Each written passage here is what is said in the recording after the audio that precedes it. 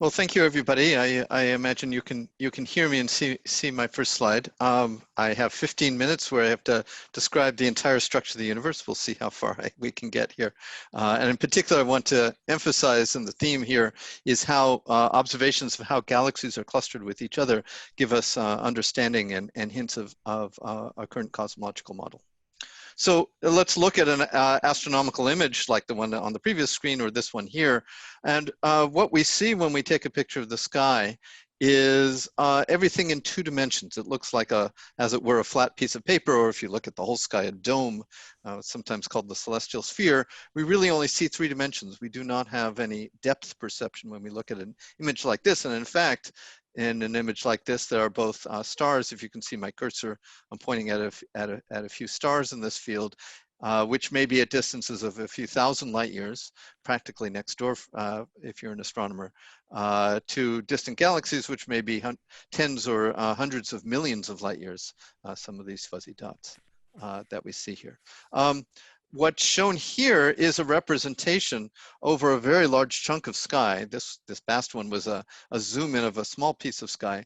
Looking at a large piece of sky, there's each dot in this image, and there's about 400,000 of them, represents a single galaxy. And again, we're emphasizing the statement that what we see here is all projected into 2 dimensions. And what we really want to do, if we want to understand the large-scale structure of the universe, is to get that 3rd dimension. And redshifts, which is a concept that I understand you have been exploring in this whole seminar, is the mechanism that we use to map objects in 3 dimensions.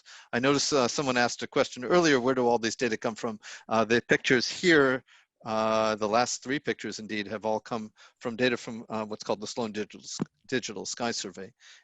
And we'll tie that into the Reuben Observatory right at the end. So what a redshift allows one to do is to determine from the spectrum of a galaxy how fast that galaxy appears to be moving away from us through an effect called the Doppler shift. And the relationship, and it was Edwin Hubble back in 1929 who published the results showing that the redshift, or the speed or velocity that a galaxy seems to be moving away from us, is proportional to the distance that galaxy is from us. And so that's stated in the lower left. The recession velocity, which is something you can measure directly by measuring the spectrum, is proportional to that distance. And indeed, we now refer to that relationship as the Hubble Law in Hubble's honor. So in the upper left, we actually see one of Hubble's original diagrams. So on the y-axis, again, is the velocity or the redshift that Hubble measures. The x-axis, the distance. And he had pretty crappy data back in 1929. You can look at those points and say, well, I think there's a relationship between these two, with much, much better data. And as shown in the lower right, this is data from in the last decade or two, one compilation of very accurate measurements of redshifts and distances, and you can see that there's a beautiful relationship between the two. And that is our direct evidence that all galaxies are redshift and the universe is expanding, which is indeed one of the questions that people had asked. So with those redshifts, if you measure the redshifts of the galaxies, one at a time or many at a time, then you can actually put a galaxy into 3 dimensions, and you can see how far or how distant any given galaxy is. And so what is depicted here is about 10,000 galaxies, each dot representing one galaxy, now put into 3 dimensions. Now we're taking a 2-dimensional slice, not a projection, but a slice out of that 3-dimensional distribution. And you can see that the distribution is incredibly rich. The galaxies are not just randomly sprinkled out there, but form into a variety of large structures. And indeed, people have noticed this, what's called the Sloan Great Wall, this enormous distribution of galaxies stretching across what are hundreds of millions of light years in this particular case. So, and if we step back further, and again, this is still all data from the Sloan Digital Sky Survey, we can get some sense of the full richness of the galaxy distribution. The survey did not cover the entire sky, which is why there's these empty regions, these empty wedges here. But this is, again, a 2-dimensional slice through the three-dimensional galaxy distribution, and you can see it is indeed very rich. So this is a movie, sort of another representation of the data that we've been looking at, now showing the full three-dimensional structure here. An actual galaxy image has been put in for each galaxy. The galaxies have been put in the right place, and this movie sort of flies us through this incredibly beautiful and rich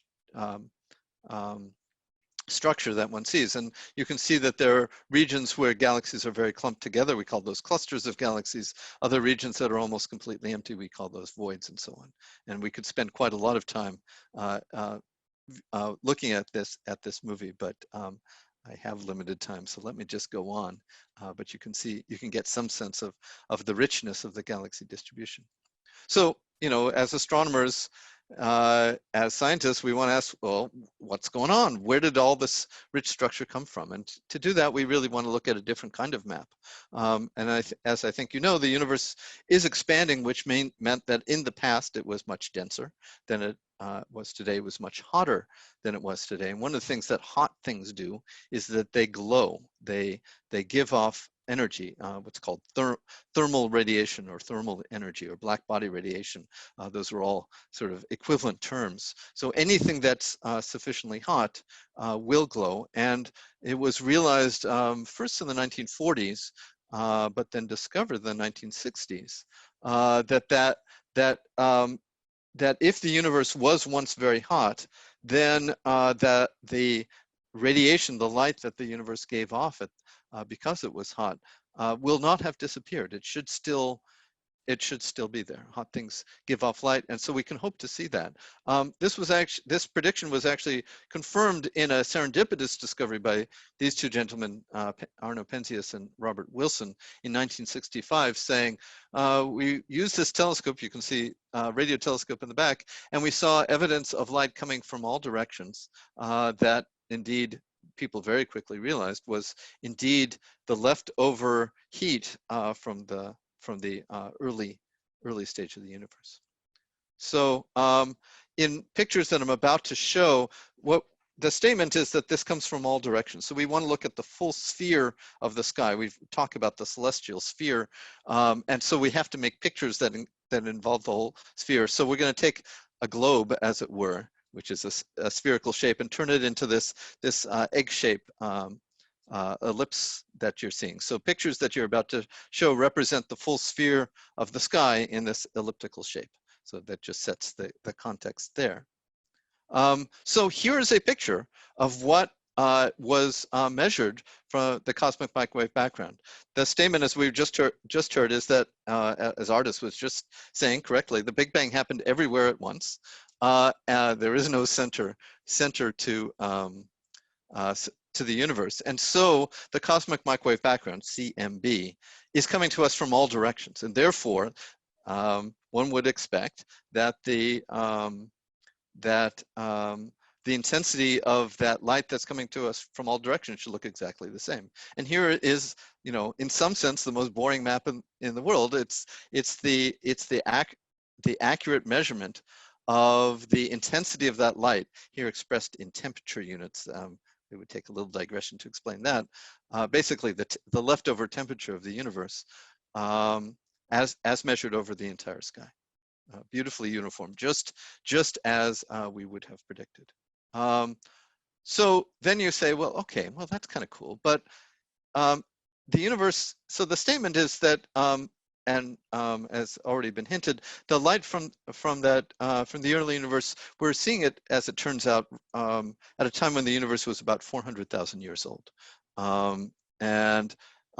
Looking at this, you say, well, the universe 400,000 years after the Big Bang was incredibly smooth. And yet we live in a very structured universe today, as those pictures we were just looking at. So maybe it's not absolutely perfectly smooth. There may have been regions that were slightly denser with a stronger gravitational pull. They pull material into them, making things denser still, increasing the gravity and pulling in yet material. This is called the process of gravitational instability. That's the fancy word. Jim Peebles, one of the world experts on this, likes to phrase it in a much more pithy way and say, gravity sucks, which is really a statement about how gravity pulls things together.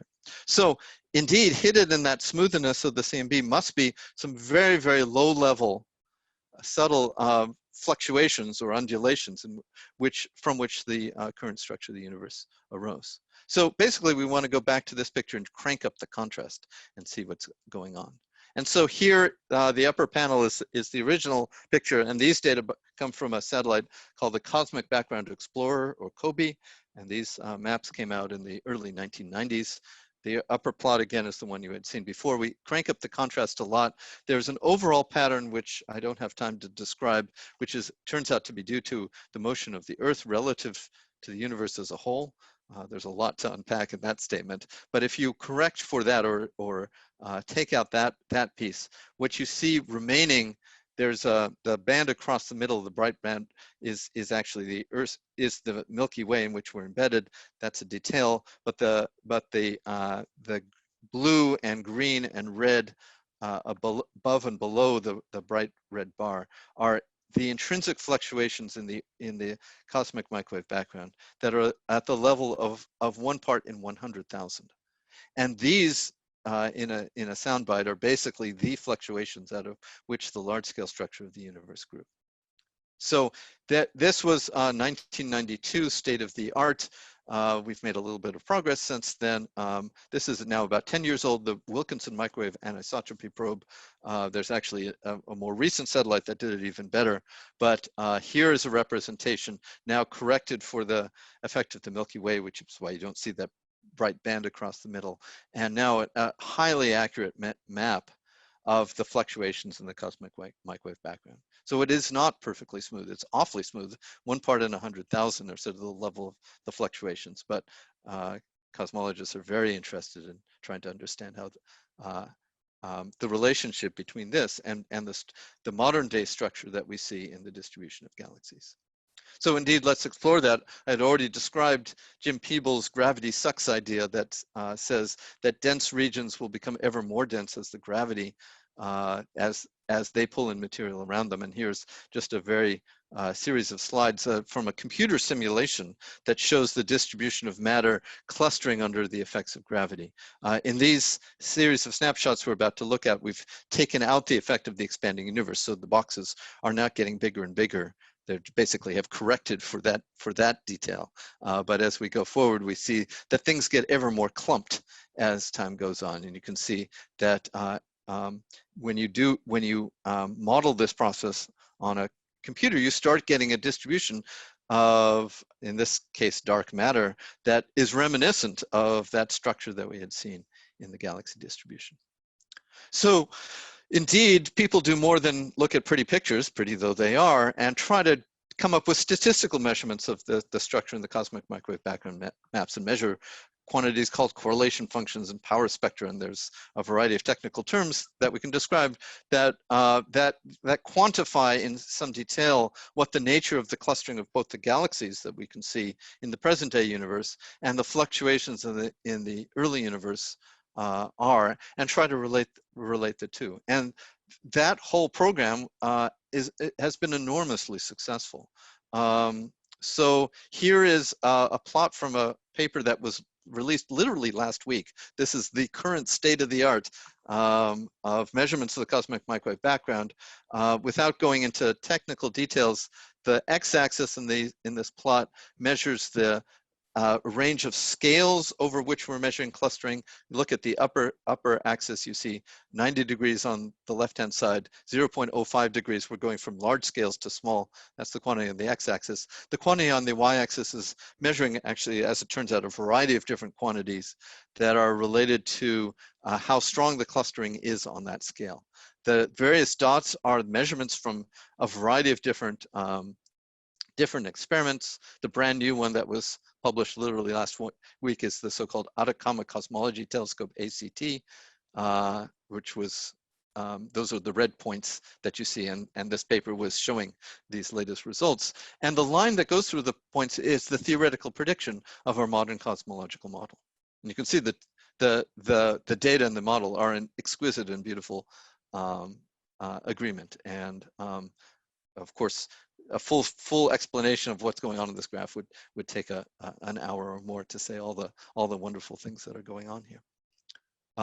Here, this is perhaps a little less dramatic, but this paper was released just a few days ago, making the latest measurements of the clustering of galaxies. And it's one particular representation of the power spectrum, measurement of clustering. Now the x-axis, again, is scale, but large scales are on the right side instead of the left. It's just, and in this particular paper was emphasizing these sort of wiggly characterizations. And although this is perhaps a little less dramatic than the previous one, again, there's beautiful agreement that our modern cosmological model and the observed clustering of galaxies are the same. And even though I haven't explained the detail, the wiggles that are seen in here and the wiggles that are seen in this plot from the cosmic microwave background are basically the same kind of wiggles. It's the same physical effect that's going on. Okay, so the statement was, we have a cosmological model and works beautifully, everything's understood, right? Well, it turns out that this model, on one side, is very simple. The total number of free parameters or things you get to fiddle with to match all these beautiful data is about 7 numbers that you have to fit. It's an astonishingly simple model in that sense. We're fitting all those distribution of galaxy data and all the cosmic microwave data with roughly seven numbers. But it requires some very strange ingredients. It requires dark matter, saying most of the clustering in the universe is dominated by matter that we don't see. And dark energy, which is even more mysterious, which is causing the expansion of the universe to accelerate. Without those ingredients, our program of trying to fit the observational data would fail miserably. And that was realized starting in the 1970s. But so dark matter and dark energy are colorful terms. But if you ask me, okay, so what is dark matter? What is dark energy? Those are the Nobel Prize winning questions that I would love to be able to answer. We really do not know what either of those are physically. Of course, we know a lot about what they aren't, and we can say we know some things, but there's and we know how much there are. Again, I gave you the numbers right there. And only about 4% of the total mass energy density of the universe is composed of ordinary stuff like galaxies, like atoms, excuse me, that make up stars and make up planets and make up living creatures like ourselves. So how much time do I have? I'm almost done. But if I can go for just a little bit longer. Let me just say that when we one of the big questions is to explore how the large-scale structure of the universe has changed with time, and how whether dark matter and dark energy themselves have changed interestingly with time. And with a powerful telescope like the Reuben Observatory, we can hope to, looking at faint and distant galaxies, we can hope to see the universe as it was in the distant past. So here's an artist's conception of the Reuben Observatory, and I guess I'm out of slides. I thought I had thrown a few more in, but one of the key goals for the Reuben Observatory is to map out the distribution of galaxies at very large redshifts, therefore earlier in the history of the universe, and explore the large-scale distribution of galaxies and dark matter, and to try to understand and hopefully get a crucial clue as to what the nature of dark energy and dark matter are, or whether our cosmological model has some ingredients that we haven't yet invented yet. So let me finish there. Thank you.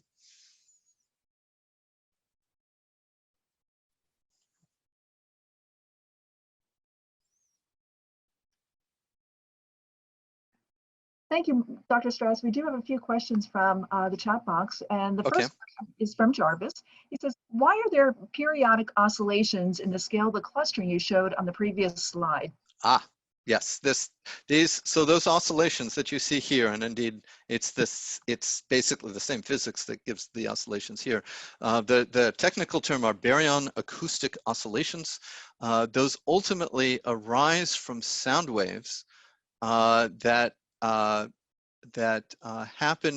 that took place in the universe before. So I mentioned that the cosmic microwave background that we're observing, we're seeing it at a time when the universe was about 400,000 years old.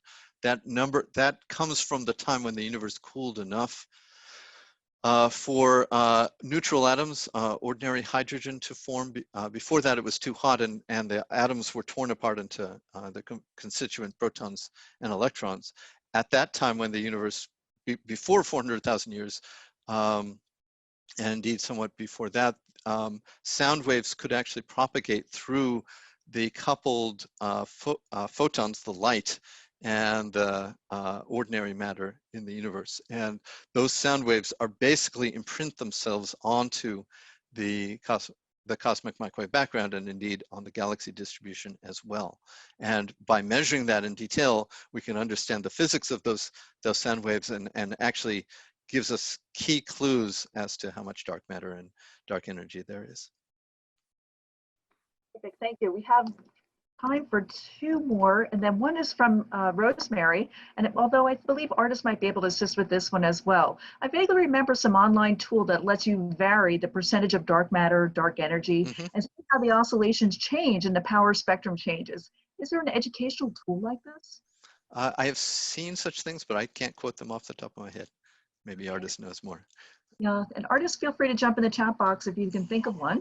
And then finally, Dr. Strauss, one last question from Martin. It says, to find a distant quasar 1 billion years after the Big Bang suggests supermassive black holes have already formed. What's the current thinking on there being enough time for them to form?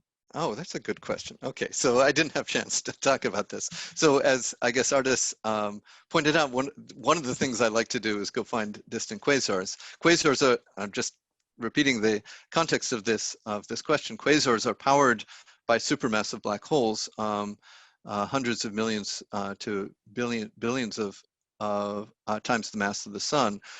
And as the question implies, that you have to, it's only 1 billion years after the Big Bang, or and you have to form